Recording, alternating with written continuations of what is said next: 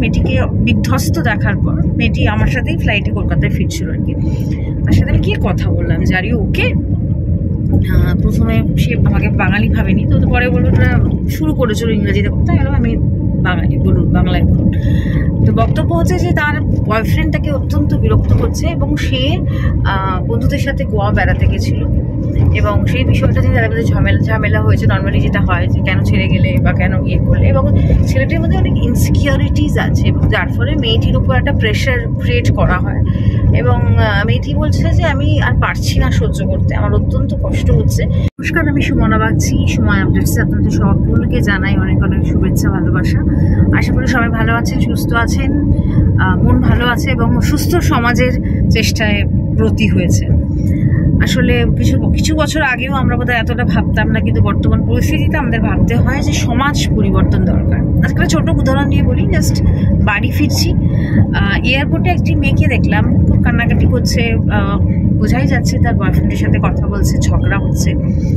অনেকক্ষণ ধরে বিষয়টা লক্ষ্য করলাম, যদিও অন্যের বিষয়ে অতটা মনোনিবেশ করা ঠিক না, কিন্তু বাস্তবিক অর্থে যে পেশায় আছি, মানুষকে নিয়ে কাজ করি, কোথাও কোনো মানুষের যদি খারাপ লাগা বিষয়গুলো চোখের সামনে আসে তখন মনে হয় যে কি হয়েছে।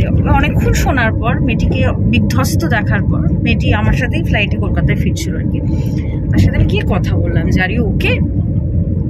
প্রথমে সে আমাকে বাঙালি ভাবেনি, তো পরে বললো শুরু করেছিল ইংরেজিতে কথা, গেল আমি বাঙালি, বলুন বাংলায় বলুন। তো বক্তব্য হচ্ছে যে তার বয়ফ্রেন্ড তাকে অত্যন্ত বিরক্ত করছে এবং সে বন্ধুদের সাথে গোয়া বেড়াতে গেছিল এবং সেই বিষয়টা নিয়ে তাদের মধ্যে ঝামেলা হয়েছে। নর্মালি যেটা হয় যে কেন ছেড়ে গেলে বা কেন ইয়ে করলে, এবং ছেলেটির মধ্যে অনেক ইনসিকিউরিটিস আছে এবং যার ফলে মেয়েটির উপর একটা প্রেশার ক্রিয়েট করা হয় এবং মেয়েটি বলছে যে আমি আর পারছি না সহ্য করতে, আমার অত্যন্ত কষ্ট হচ্ছে।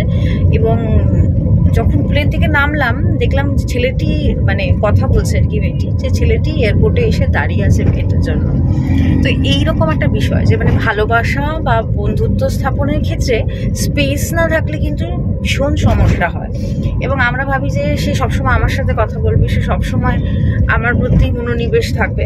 মানে অবশ্যই মনোনিবেশ থাকা উচিত, সেটার কথা বলছি না, কিন্তু সবসময় আমার জন্য তার সময় থাকবে বিষয়টা আবার মানা যায় না।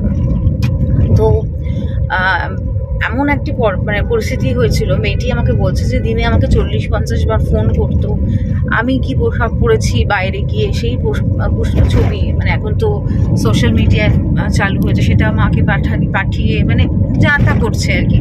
তো আমি মেয়েটিকে একটি কথাই বললাম যে দেখুন, আপনি যেটা করবেন ভেবেচিন্তে করবেন, বন্ধুত্ব ভালোবাসার জায়গাটা একরকম, কিন্তু ইনসিকিউরিটিতে ভোগা মানুষের একটা এরকম বিহেভিয়ার করাটা কিন্তু হেলদি না এবং সেটা পরবর্তীকালে সমস্যা হয় এবং আপনাকে ডিল করতে হবে কিভাবে ব্যাপারটা আপনি ডিল করতে চান, তার সাইকোলজিক্যাল অ্যাসেসমেন্টটা কিন্তু আপনাকে করতে হবে। তখন আমি বললাম যে নিশ্চয়ই তার কোনো সমস্যা আছে বা কোনো যেটাকে আমরা বলি যে রুট কজ কিছু আছে। বললো হ্যাঁ, ওর প্যারেন্ট অ্যালকোহলিক ছিল, তারপর থেকে একটা সমস্যা, ও কিছু করতে পারবে না এরকম।